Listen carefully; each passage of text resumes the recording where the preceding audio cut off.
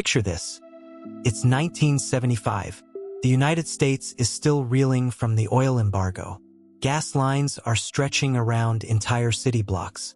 And suddenly, out of nowhere, American Motors Corporation drops a car that looks like it came straight out of a sci-fi movie. A car so bizarre, so unique, it could have been designed in a parallel universe. Ladies and gentlemen, say hello to the AMC Pacer, a car that became a symbol of controversy, laughter, and, believe it or not, innovation. But what if I told you the story of this flying fishbowl was far more fascinating than anyone ever gave it credit for? Stick around because in the next few minutes, you're going to uncover 13 shocking facts that will make you see the Pacer in a whole new light. 1. The engine that never was. Let's start with a mind-bender. The Pacer was originally designed to house an engine that never even existed. Yeah, you heard that right. In the early 70s, AMC had a vision to create a car that was futuristic and ahead of its time. Their plan? A revolutionary rotary engine developed by General Motors. They called this project Amigo. Sounds cool, right? Well, it would have been, but in 1974, GM pulled the plug on their rotary engine program. The engines were too thirsty for gas and unreliable. But AMC had already invested millions, and the Pacer was nearly ready. So what did they do? They shoehorned in an old inline-six engine. Not the compact rotary it was supposed to have. The result? A car that was heavier than planned and handled, well, not so great. 2. Size matters in a weird way. Now, let's talk about dimensions. The Pacer was just 171.5 inches long, about the same length as a Volkswagen Dasher. So far, so normal. But then, boom, it was 77 inches wide. That's as wide as a Cadillac. No compact car had that kind of width. AMC marketed it as the first wide small car. And they weren't kidding. On the outside, it looked like a compact, but once you sat inside, you were practically in a luxury sedan. The idea behind this was simple. Americans were used to spacious cars, so why not give them that comfort in a smaller package? 3. Glass, and more glass. Now, if you've ever seen a Pacer, you know about the glass. And we're not talking about the occasional window here. 37% of the car's surface area was made of glass. That's 5,715 square inches. More glass than your average car at the time. And while it gave the Pacer an incredible 360-degree view of the world around you, it came with a price. All that glass added weight, turned the car into an oven in summer, and made it an icebox in winter. Plus, it severely impacted fuel economy. And remember, people were buying small cars for better gas mileage. 4. The oddball door design. Here's one of those quirky features that you probably didn't notice unless you were looking for it. The passenger side door was 4 inches longer than the driver's side. Why? It wasn't a mistake. AMC did this so rear passengers would have easier access, especially since Americans drive on the right side of the road. It was safer for them to enter from the curbside, and a longer door made sense. But guess what? When AMC tried to export the Pacer to countries with right-hand drive, this design backfired spectacularly. In the UK, where drivers sit on the opposite side, the doors were now backward.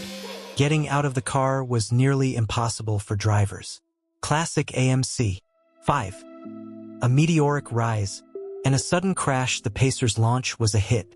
In its first year, it sold a massive 145,728 units.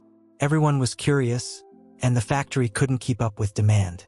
By 1976, it was still performing strong with 117,244 units sold. But then, everything changed. Competitors like Toyota and Honda began gaining traction with lighter, more efficient cars, and the Pacer's issues, like its poor fuel economy and heavy weight, became glaring problems. Sales tanked. By 1980, only 1,746 units were sold. In just a few years, the Pacer went from being a hot new release to an almost forgotten relic. 6. Rack-and-Pinion steering and a huge flop. Here's an interesting twist. The Pacer was only the second American production car to feature rack-and-pinion steering. This was big news in the 70s because most American cars still used the traditional recirculating ball system, which wasn't as precise. However, the problem was that the Pacer was designed for a lightweight rotary engine, but was stuck with a heavy inline-six. This imbalance caused steering failures, with some owners reporting sudden loss of steering or extremely heavy handling. Not exactly what you want from a brand new car, right? 7. Iconic status. Thanks to Wayne's World, let's fast forward to 1992. By now, the Pacer had been out of production for over a decade. Most people remembered it as a quirky oddball or a failure. Then, in comes Wayne's World. Mike Myers and Dana Carvey made the Pacer famous again with the Mirthmobile. Painted baby blue with flame decals, mismatched wheels, and an interior straight out of a collector's wildest dreams. The car was featured in one of the most iconic scenes of the 90s, singing along to Queen's Bohemian Rhapsody. The movie resurrected the Pacer, transforming it from a forgotten oddity into a beloved pop culture artifact. 8. V8 power? Too little, too late. In 1978, AMC realized they needed to beef up the Pacer. The answer? A V8 engine. They dropped in a 304 cubic inch V8 with 130 horsepower. While it gave the car more muscle, it made the Pacer even heavier, and its fuel economy plummeted. With high gas prices in the late 70s, the V8 Pacer became an awkward hybrid, a compact car with the thirst of a full-size sedan. Only about 2,500 people bought the V8 option, making it a collector's curiosity but not a real sales booster. 9. The wagon outperformed the original. By 1977, AMC introduced the Pacer wagon, an extended version with a more conventional rear end. The result? People actually preferred the wagon. In 1977, out of 58,864 total Pacer sales, 37,999 were wagons. That's a 2-to-1 ratio. The wagon was more practical, offering a 2-part rear hatch, plenty of cargo space, and a design that didn't look like a sci-fi experiment. But by the time AMC realized the wagon was the superior model, the Pacer's reputation had already been irreparably damaged. 10. Over-engineered for regulations that never happened. AMC went all in on safety, designing the Pacer to meet federal regulations that were supposed to be implemented by 1980. They reinforced the body with steel, added massive bumpers, and built the car to withstand major impacts. But then the big three auto manufacturers lobbied hard, and the regulations were watered down. The Pacer was overbuilt for safety standards that no longer existed. In the end, AMC was left with a heavy car that was too much for a market that didn't need it. 11. The Baja 1000? Yes, really. In 1979, the Pacer made a surprise appearance at the Baja 1000, one of the toughest off-road races in the world. Against all odds, the little car performed admirably, running second in its class for more than 21 hours.